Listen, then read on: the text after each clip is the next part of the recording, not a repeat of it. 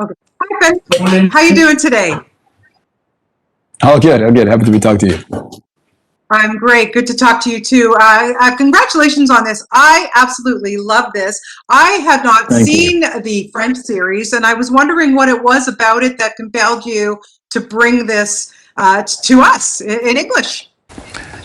Well, I think it's more than that. I think that was what compelled me. I think the original show basically, what I loved about it was the fact that they will tell stories just based on phone calls and this kind of fascinating kind of Twilight Zoney world, and but that had no images. It was just like audio and a very simple abstract screen.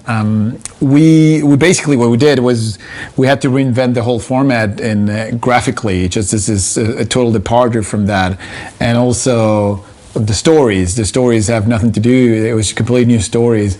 Apart, I think the first episode has similarities because it was done kind of a pilot way when we did the first one, but then everything else was original stories. It gave me the chance as a director to just not only create a whole visual language but also to create the stories, and as a writer director, just to be able to go and write and come up with all these concepts for the show. You don't get every day to come up with like, okay, 8 concepts that could be a movie, but it will be played in 12 minutes.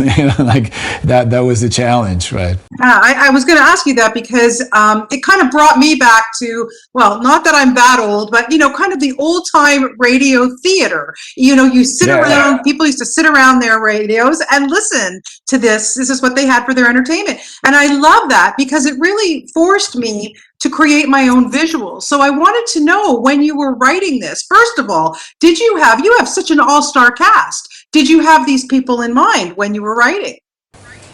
No, not what I was writing. No, apart from Stephen Lang, I think because I worked with him on Don't Breed, so I knew I was going to cast him.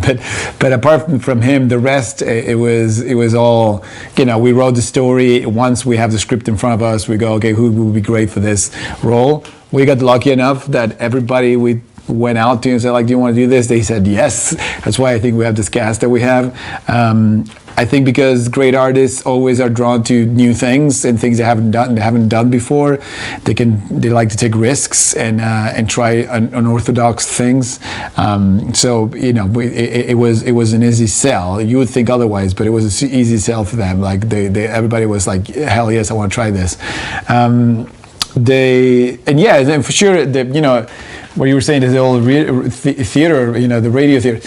That's the DNA of the show, and I think that's something that fascinates me. I always love those things. I actually a little bit before my time because I'm not British. I guess in England they still have them, but for me it's like one of the things that. But if I remember, even before I shot a short movie when I was a kid, even before that I did that. I record my voice with some friends and we pretend we're telling, we're this character. So I think there's something very fascinating, very primal about that way of telling stories, just with characters and voice. I think the imagination is powerful enough that's enough to trigger your brain and take you to all these places just by hearing voices. So this is a lot more than that, but it definitely has it on the DNA, right?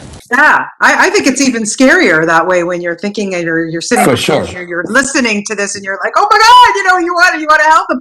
Quickly, I just want to ask you too about the differences for you, because of course you're used to shooting these feature films visually. What kind of challenges faced you when you don't have the actors in front of a camera, they're just using their voices?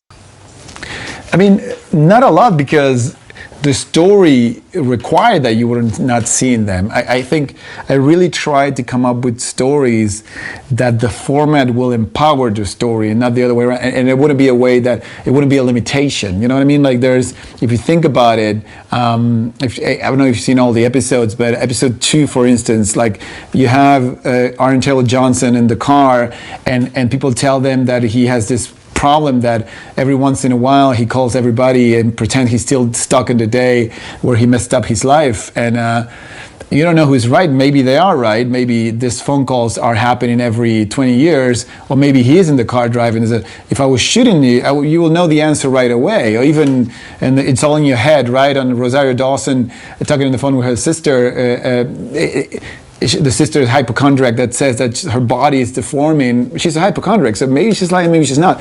I don't know. If you were seeing it, it would be ruined. So there were stories that were meant to be done this way, and would not have been better if I shot it. So I didn't have the urge. I was not thinking, oh, I wish I could show you this thing. No, I was thinking, I'm happy you're not seeing it.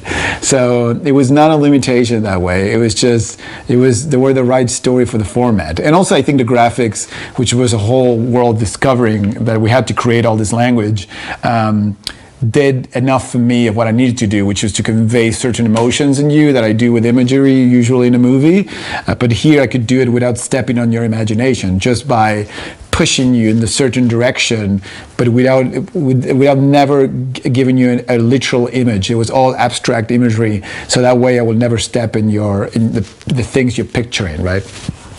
Yeah, it's absolutely brilliant. Thank you so much for this. I love it, and I can't wait to see more of it. Thank you so much for your time today. Thank you so much. No, thank you.